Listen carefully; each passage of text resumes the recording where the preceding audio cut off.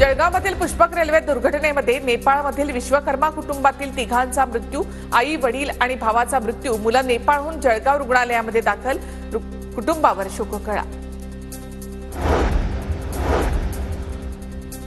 हिंगोलीमधील वसवतमध्ये हापसापूर जिल्हा परिषद शाळेमधील शिक्षकाला सेवेतून बडतर्फ करण्याचे आदेश, बनावट जात प्रमाणपत्र दिल्यामुळे कारवाई केल्याची माहिती।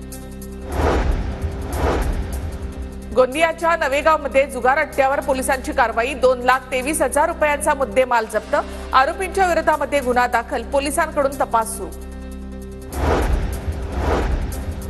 येवला तालुक्यामधील एरंडगाव इथे मोसंबी लागवडीचा यशस्वी प्रयोग, 2 एकरमधून मिळणार 30 टन मोसंबीचे उत्पादन, एकूण 5 ते 7 लाखांचा नफा शेतकऱ्याला अपेक्षित।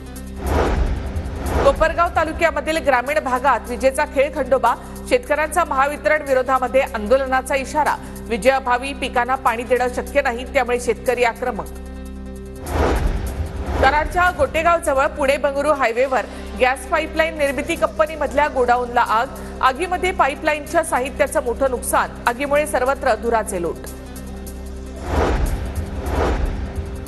चंद्रपूरचा चिचपल्ली तलाव दुरुस्तीसाठी निधीची प्रतीक्षा, जुलै 2024च्या अतिवृष्टीमध्ये तलाव फुटल्यामुळे गावात पूर, उन्हाळ्यामध्ये तलाव दुरुस्त न झाल्यास गाव वाहून जाण्याची ग्रामस्थांना भीती।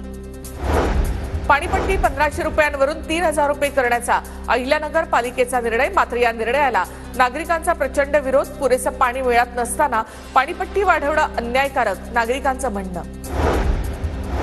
अहिल्यानगरमध्ये भरणार 100वे अखिल भारतीय मराठी विभागीय नाट्य संमेलन, तब्बल 22 वर्षांनंतर शहराला मान, 27 जानेवारीपर्यंत होणाऱ्या नाट्य संमेलनात बालमहोत्सव, बालनाट्य, व्यावसायिक नाटिका, एकांकिका, भव्य नाट्य दिंडीसह विविध कार्यक्रमांची रेलचेल।